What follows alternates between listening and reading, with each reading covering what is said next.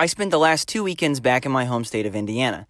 I had some weddings to go to, and as I drove the empty state highways of my youth, I found myself very nostalgic. Don't get me wrong, I love Toledo. It's been my home for 3 years now. It's where I met the love of my life, but it's also a city. There's a lot of traffic, and there's always a house, restaurant, or business in my line of sight. People joke that Indiana is very flat, and it is, but I missed being able to see for miles. I missed not seeing another car for long stretches of road. And what began to form was a video idea about taking things for granted. I had lived in Indiana for the first 22 years of my life and taken its fields and trees and skyline for granted. It started out as a way to discuss how easily we take the earth itself for granted and a gentle nudge towards taking climate change seriously.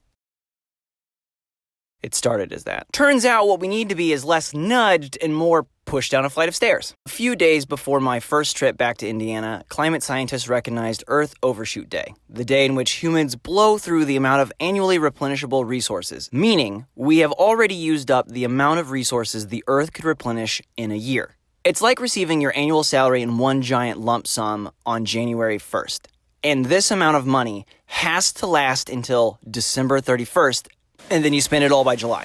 Earth Overshoot Day comes earlier and earlier every year. Last week, while I was back in Indiana the second time, the Intergovernmental Panel on Climate Change met and published a 1,300-page report on land management and food production. Simply put, agriculture, forestry, and other land use activities accounted for around 13% of CO2, 44% of methane, and 82% of nitrous oxide emissions between 2007 and 2016 globally. The impact of climate change brought about by irresponsible land management for food production will ultimately cause the land to stop yielding crops, resulting in eventual food scarcity, accelerate desertification, and increase the effect and duration of extreme weather. And the report draws the same conclusions many already have. The effects of climate change will be felt first and disproportionately by women and those already living in poverty globally. In fact, in June, Philip Alston, a UN special reporter, warned of climate apartheid, that 120 million people could be pushed into poverty by 2030 if we do not act decisively, immediately, and globally. But here's the thing. We won't. This IPCC report is the second of 3 reports commissioned in 2016. The first, published back in October, warned that by 2030, humanity must, globally, cut emissions by half. If we don't, the resulting damages will cost $54 trillion. But again, we won't. The kind of changes this report is talking about would require so much cooperation between every nation and also so much personal sacrifice on the part of every person. I just don't think it'll happen. We are, as Doctor Strange puts it in Infinity War, we're in the end game now. Except there won't be a sequel, and we won't have access to time travel. The IPCC report found over 70% of our planet's ice-free land is already in use. Reallocating that is crucial, but countries, states, property owners will not want to change the way their land is used. To change land use that drastically will require millions of people, you and me, to radically alter our diets. Way less meat, almost no red meat, but it's easier to not do that. By 2030, our planet will be locked into warming 1.5 Celsius or 3 degrees Fahrenheit. The people of our future, some of whom who have already been born, will live with major food scarcity. But we don't know those people. And I wanted a steak. We would also need to curb our fossil fuel reliance. Did you know a PS4 on standby draws 8.5 watts and that the Xbox One is worse, consuming 15.7 on standby? A combined 8 million units of PS4s and Xbox Ones sold within 2 months of their release in November 2013. In their lifetimes, they will be responsible for 3 million metric tons of carbon dioxide emissions. I actually was still pretty hopeful this summer. This is Lake Erie from Maumee Bay, Ohio. In 2014, an algae bloom broke out across the lake due to runoff from upstream farms surrounding Lake Erie. It was so big, you could see it from space. For 3 days, Toledo went without drinking water. stores closed, hospitals canceled surgeries because they couldn't sterilize equipment. This past February, Toledo voters passed a landmark Bill of Rights for Lake Erie. Basically, it allows a group of people to sue on the behalf of Lake Erie if it has been harmed by runoff. I was there on Saturday, and I can't figure out why we want to protect it. I mean, really, this looks like Nickelodeon slime. The Bill of Rights was a small glimmer of hope in the otherwise dark glum of our potential future. But this is Davis-Besse, one of the 2 nuclear plants in Ohio. Davis-Besse resides just outside of Toledo. In fact, it's 20 minutes away from Maumee Bay. And its brother, Perry, is a little northeast of Cleveland. Both are owned by First Energy Solutions.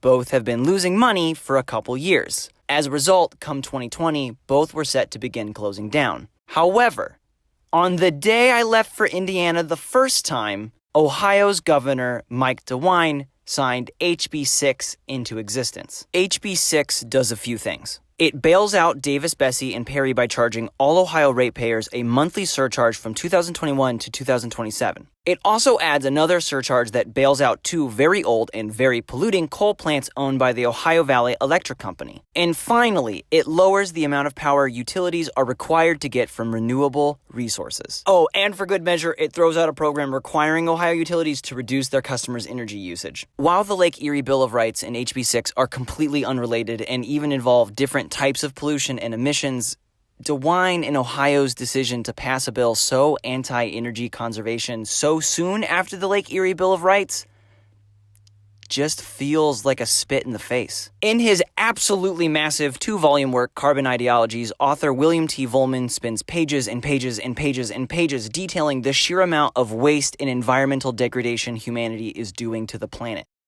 On the first page of the first volume, he writes, "Nothing can be done to save it. Therefore, nothing need be done." Of course, Vollmann means this as a joke. As his 2-tomed work testifies, so much could be done, but it won't be because it's inconvenient and hard and would require discomfort and collaboration. Recent studies suggest we could infuse algae into cows' feed to reduce their methane emissions. We could stop eating so much red meat, reallocate that land to growing more plants, thereby feeding more with far less pollution. We could stop leaving all our goddamn electronics plugged in. We could be a little sweatier in the summer. We could use an extra blanket in the winter. But we won't. Instead, our president calls climate change a hoax, and his re-election campaign made nearly $500,000 gleefully selling red plastic straws with his name on it. And before you say, "But Jake, they're recyclable," let me remind you that we are currently not able to recycle most things. Jess says I can't end a video on such a depressing note, and there are plenty of hopeful options. We can do any of those things with concentrated effort, like movements to eat less meat and organized pressure on politicians to legislate the changes necessary. But we won't. We could, but we won't. We'll see you next week. Hey, please let us know what you'd like to see on the channel below and share this video if you liked it. Next week's video is about the best video game for the Me Too movement, and we're also working on one about how millennials are not as woke as you think they are. If you're interested in either, please hit that subscribe button and bell button. Thanks.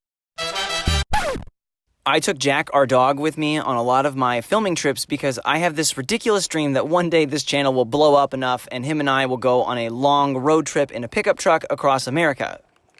For one thing, my puppy is named after Jack Kerouac, and for another, I love John Steinbeck's Travels with Charlie. I would just want it to be this kind of cross-country docu-series on what life looks like all over our country. It's one of my big dreams. It's also extremely environmentally selfish.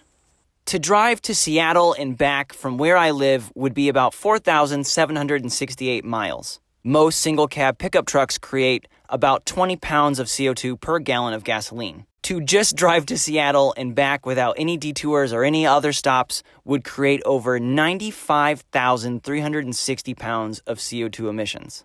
And here's the thing. Even knowing that, I'd still do it. I can't let go of the idea of driving around with my dog and my stupid guitar and talking to people from all walks of life. But I have to live with the fact that that would be a very selfish thing to do. I just wanted to point out, despite everything said in this video, I am very aware I too am very complicit in the destruction of our planet.